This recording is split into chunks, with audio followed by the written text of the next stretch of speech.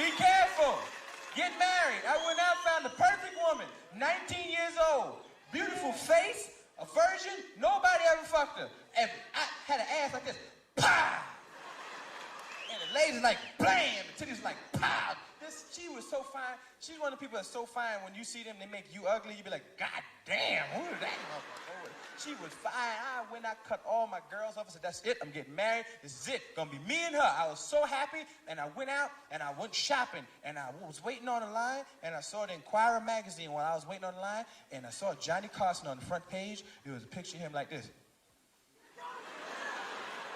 Then I said, what's up with Johnny? I turned to the inside story, and his wife was on the other page, and she was like this.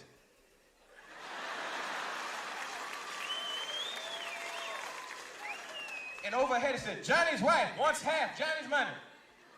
And I turned that shit back to Johnny. Then I started thinking about it. Half. If you have $5 and have to give somebody $250, you'd be upset. Johnny had to have at least $300 million and have to give up $150 million? And they weren't even married but 10 years and $150 million? Give me a fucking break. What? And ladies, no, here's a woman always saying, right on. No, you can't, baby, that's not fair. Not no $150 million. I see a lot of you ladies sitting there going, get all the money you can. Shit, I'm glad she did get all of it. She earned it. She earned it. That you damn right. She was married to him. She deserved that money. Get the fuck out my face with that bullshit. No. Stop it.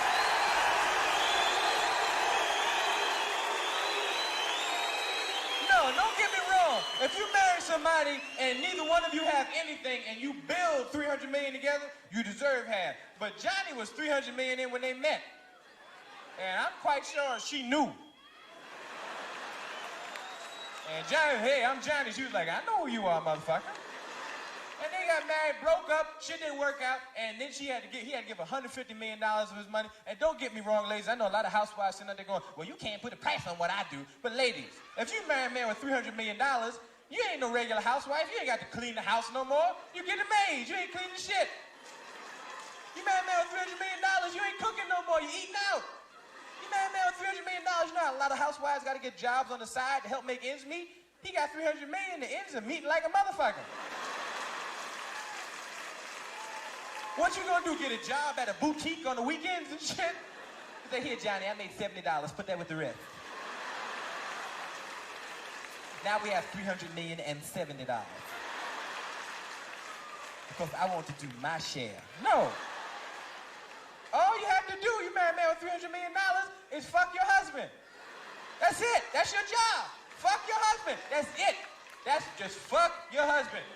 You fill out a W-2. They say, what you do? You say, I fuck my husband. That's it.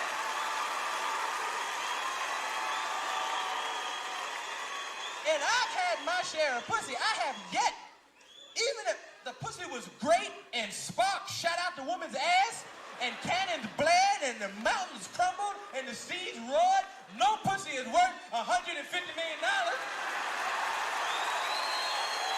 No pussy.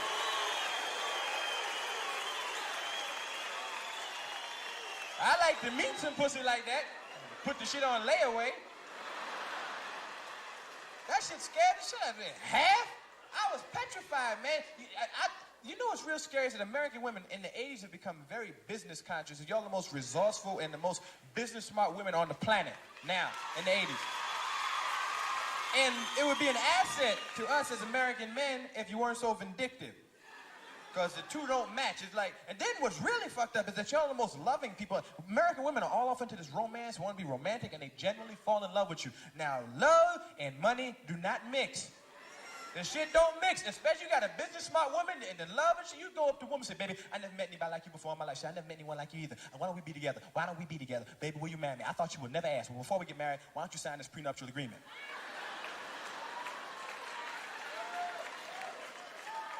What do you mean sign a prenuptial agreement? Well, that's the contract that stipulates if we would ever break up, you take what you had when you came into the relationship and I take what I had.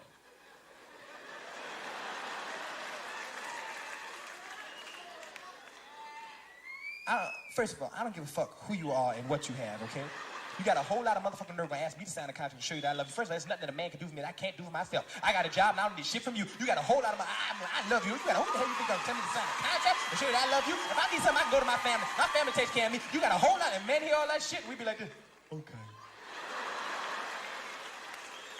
We don't need no contract. And you don't get a contract and get married without one, and the shit don't work out.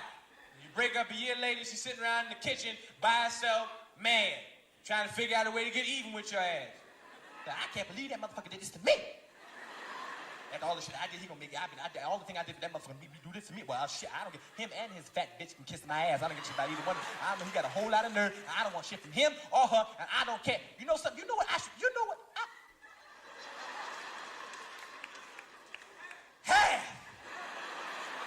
I take half his shit, and they'll get it.